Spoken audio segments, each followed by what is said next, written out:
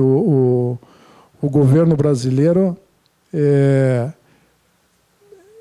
teria, vamos dizer assim, uma certa dificuldade se o Paraguai começasse a usar toda a energia que tem, né? Porque nós dependemos da usina da energia do Paraguai. Por outro lado, o Paraguai está atraindo indústrias para lá e tem energia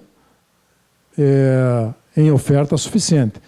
Portanto, é importante para o Brasil também ter outra fonte de energia que não as termoelétricas, para poder equilibrar essa conta e poder também dispor de energia para futuros investimentos. Aqui, a cadeia de valor, né, a visão de uma planta única. Pensando numa planta única, né, de 35 mil toneladas de capacidade, nós teríamos aí a produção, o consumo de energia de 425 gigawatt-hora de energia para produzir aqueles 35 mil toneladas. Isso, para construir uma planta dessa, nós levaríamos ali 2 anos para fazer o silício grau metalúrgico. Disso resultaria 10 mil toneladas de silício grau solar, com um consumo de 910 gigawatt-hora de energia elétrica, num período de implantação de 3 anos, seria um projeto para implantação em 3 anos, e produzir os ingots, né, os wafers, nós teríamos ali uma produção de cerca de 200 megawatt-pico de energia elétrica, consumindo 30 gigawatt-hora de energia num período de 1 ano e meio para produzir isso aí, implantar uma produção desse tipo, e células solares, né, naquela quantidade de 140 megawatts-pico, consumindo 13 gigawatt-horas de energia elétrica, período de implantação para se produzir uma unidade para células solares de 1 ano. E módulos solares é muito mais fácil de implantar uma fábrica dessa, porque só montagem, você só precisa montar vidro, alumínio, filme plástico e parafuso e eletrodos e condutores. Então isso seria só montagem para montar uma fábrica dessa de 6 a 8 meses. Então aqueles tempos ali são os tempos de implantação dessas unidades produtivas, pensando numa planta única. Aqui, produção integrada. Se nós tivéssemos produção integrada, uma visão geral da mesma forma, onde nós teríamos lá os mesmos números, né? Só que ali, por exemplo, nós poderíamos ter ali uma condição mais fácil de implantação se nós utilizássemos, não pensássemos exclusivamente no mercado interno, mas pudéssemos também pensar no mercado externo, porque o silício metalúrgico é uma commodity e ela tem mercado no mundo inteiro. Inclusive o Brasil produz esse tipo de material. Então existe mercado no mundo inteiro. Então ele pode eventualmente dedicar parte dessa produção para o mercado mundial.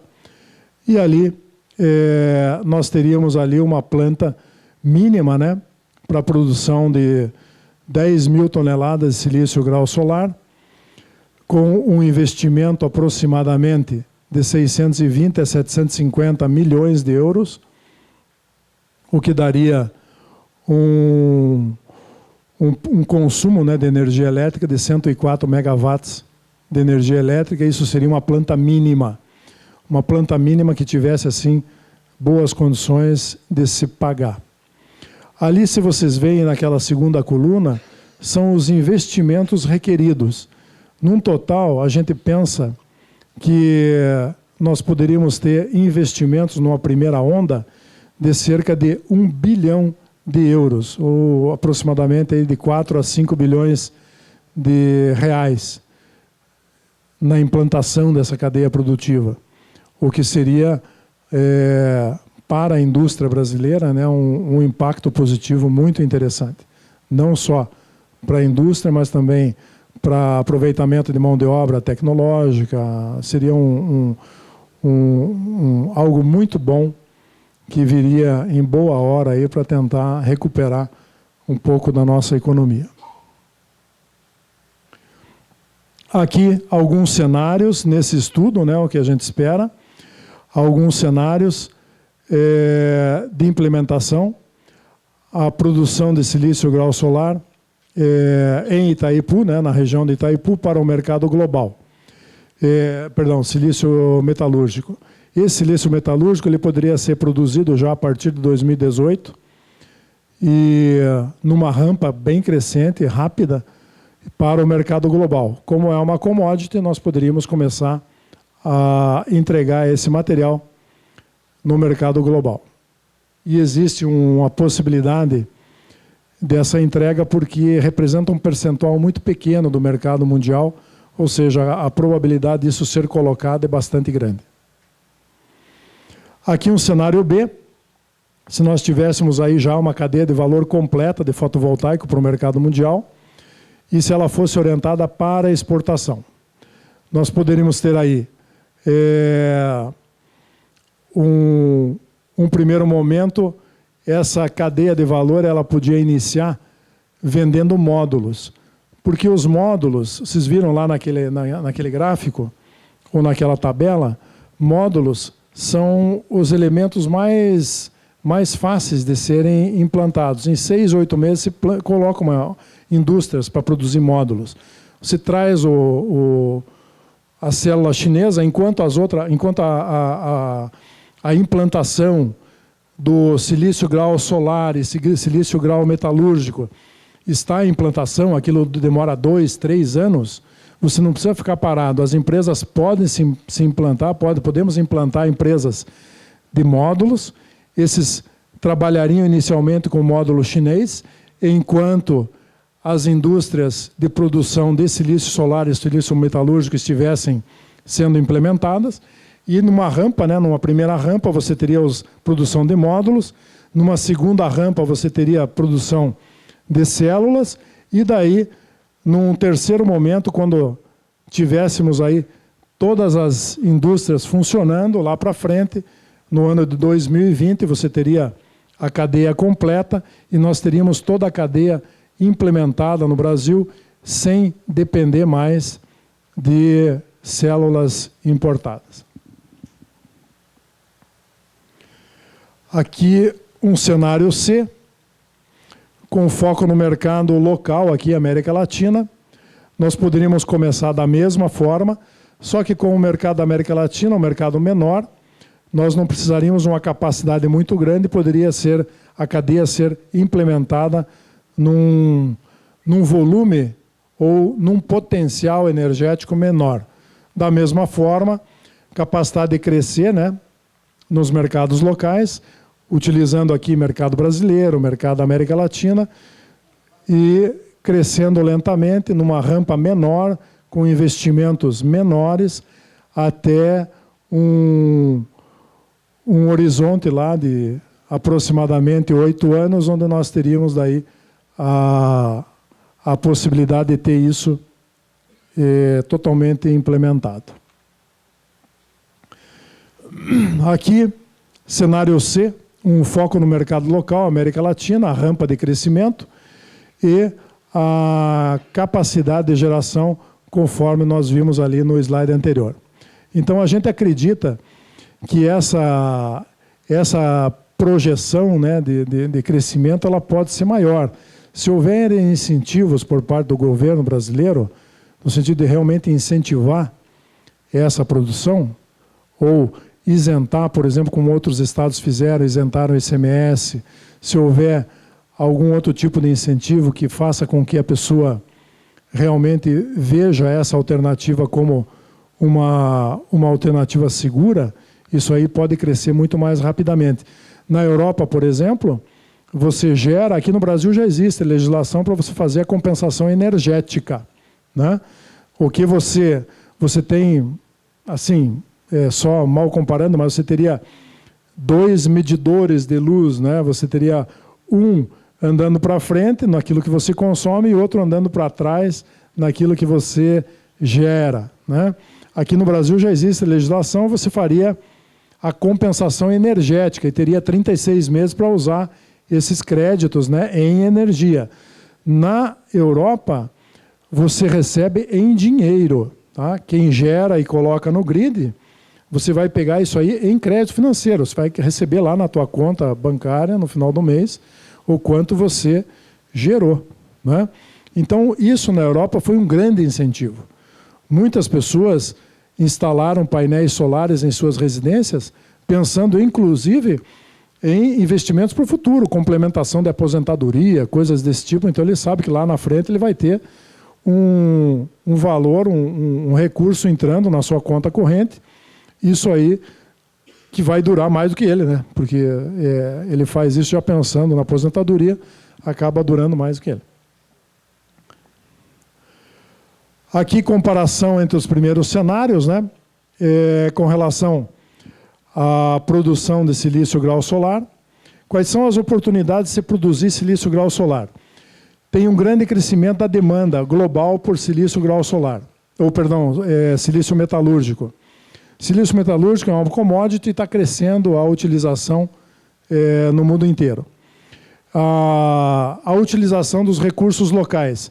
Nós temos aqui, tanto no eixo Brasil-Paraguai, temos a energia elétrica para produzir, temos os cristais de quartzo, temos carvão, temos outros elementos necessários à produção.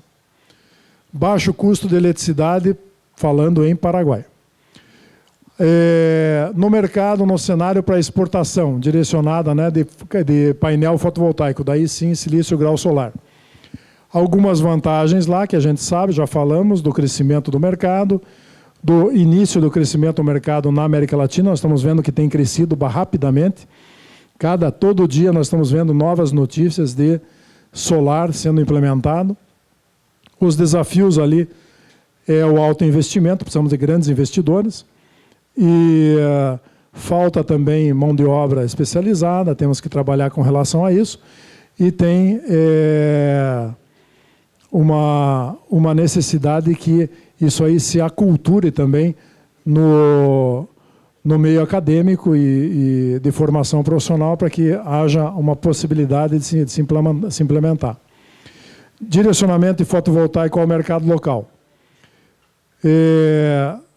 Usando só mercado local, você tem baixo investimento porque você acaba utilizando aqueles módulos, né? Você pode construir ou montar módulos a partir de células já existentes. Crescimento das competências, né? De acordo com a necessidade, com a demanda que for acontecendo. E em relação ao mercado local, você consegue também utilizar o que já existe localmente. A dificuldade vai ser a incerteza, né, do desenvolvimento do mercado local, porque nós não temos regulamentações e essas regulamentações elas podem mudar. A gente espera e acredita que vai mudar para melhor. Tanto é que o governo esses dias isentou também de impostos os veículos elétricos, veículos híbridos, veículos a célula de combustível, foi coisa de 2 semanas atrás. Então, existe uma conscientização dentro dos meios governamentais que veem essa alternativa como uma solução também para evitar o problema da chuva aí que nós estamos vivendo desde o ano passado. E análise da infraestrutura logística e da cadeia de valor. Bom, para você produzir esse material, como eu falei anteriormente, você tem todos aqueles elementos da cadeia de produção fotovoltaica. Para produzir os painéis, você tem ali outros elementos. Você necessita de outras indústrias, né? Principalmente vidro, plástico, alumínio. Você vai precisar também de cabos, de inversores, de pessoal da construção civil para preparar os telhados, porque os nossos telhados não são preparados para colocar uma sobrecarga. E as nossas lajes de telhado são lajes de forro, elas não conseguem, seria assim temerário, né, você colocar grandes esforços concentrados numa laje de forro. Então, vai precisar de atuação da construção civil para preparar também esses locais. Com relação ao transporte, logicamente, você vai precisar de infraestrutura de transporte para carregar todos esses materiais. A verdade é que esse quadro ele diz assim, se você conseguir implantar essa cadeia produtiva, você vai movimentar muitas outras empresas, muitas outras indústrias. É uma indústria que movimenta muito, como a indústria automobilística, que também movimenta um grande leque, né, de prestamistas. Isso aqui vai movimentar da mesma forma. Aqui o resumo, né, dos materiais relevantes que você precisa para produzir isso aí. O que é que nós precisamos para produzir essas células ou esses wafers, né, a célula fotovoltaica? Você precisa do quartzo, né, dos cristais de quartzo. Você precisa de carvão vegetal em grande quantidade. Isso vai movimentar pequenos produtores para produzir carvão vegetal, que vai na mistura. Você precisa de pasta de alumínio, um outro elemento químico. Isso aí, no caso, ela não tem disponibilidade local no Brasil. Vidro nós temos em qualquer quantidade. Nós temos aqui grandes indústrias que produzem vidro plano. Folha de EVA, folhas de polímeros, né? Nós temos ali grandes indústrias aqui no Brasil que fazem isso. E os módulos, né, eles vão movimentar também containers, né, para serem enviados aos clientes. Ali embaixo tem também taxas de refúgio, né, do que nós provavelmente vamos refugar na produção. No caso, vidro, EVA, que são onde se apresentam os maiores refúgios, né? Refúgio de vidro é 100% aproveitável e o EVA, mesma forma. Análise dos impactos ambientais. Isso era uma preocupação dos paraguaios com relação aos impactos ambientais, mas praticamente todas as fases da produção têm uma solução ambiental disponível. Na produção de silício, grau solar e metalúrgico, nós temos pó de silício, né, pó de sílica, que é emanado ali na hora que você tritura aqueles cristais de quartzo, aquelas coisas. Isso aí pode ser filtrado, existem tecnologias de filtragem disponível, filtros de manga, outros tipos de filtro, que podem dar conta desse resíduo. No polissilício, você tem compostos de cloro e de silício. Existe tratamento para esses efluentes e a recuperação desses materiais. Para se produzir o engote e o wafer, você tem uma lama, né, um lodo resultante disso aí. Isso aí também tem tratamento e reciclagem. A própria célula, ela tem uma precipitação, um resíduo, né, de hidróxido de sódio, que pode ser tratado através de precipitação química. E os módulos, né? Os módulos, eles têm plástico, têm alumínio, têm vidro, enfim, todos esses materiais que podem ser reciclados. E depois, a hora que o módulo não serve mais, que ele não tem mais, que a vida útil dele foi-se, né? Que o ciclo de vida dele acabou, tudo ele pode ser, de alguma forma, reaproveitado. Existe como reciclar integralmente. Algumas considerações finais. O que é que nós devemos considerar, né, na nossa opinião? A necessidade de uma indústria completa, né, escala a longo prazo, múltiplos investidores de diferentes partes do processo, formando uma cadeia de valor. Essa é a ideia. Nós queremos unir essa cadeia de valor junto a cadeias produtivas já existentes no país. Nós já temos produção de diversos elementos dessa cadeia, nós queremos unir a essa produção de painéis, dentro dessa produção de painéis. A capacidade de produção de 35 mil toneladas representa 1% do mercado mundial em 2020, ou vai representar. Ou seja, é muito pouco. Então, para aqueles investidores que quiserem entrar nesse negócio, a probabilidade de ser um empreendimento de sucesso é altíssima, porque nós não vamos criar nenhum tipo de derrame de produto no mercado que vai causar um impacto sensível. Isso em 2020 vai representar aproximadamente 1% do mercado, ou seja, perfeitamente possível de se colocar no mercado. Se você partir para o cenário B, de plena capacidade naqueles 60 mil toneladas iniciais, se você realmente fizer investimentos pesados, visando os maiores valores do estudo, isso não vai representar 3% do mercado mundial que existe hoje. Tá? Então, também é um volume pequeno. Em 2020, provavelmente, vai ser um percentual menor, porque o mercado tende a crescer. E o crescimento, a capacidade com a demanda local, logicamente. Nós pensamos que o Brasil é um grande mercado para esse tipo de material, para